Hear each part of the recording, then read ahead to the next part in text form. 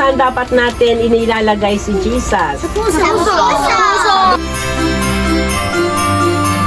Salamat, Panginoon, sa lesson ko na aming natutunan. Tunay nga, Lord, na kapag kasama ka namin, wala kaming magiging pangamba. At kapag kasama ka namin, hindi na kami matatakot.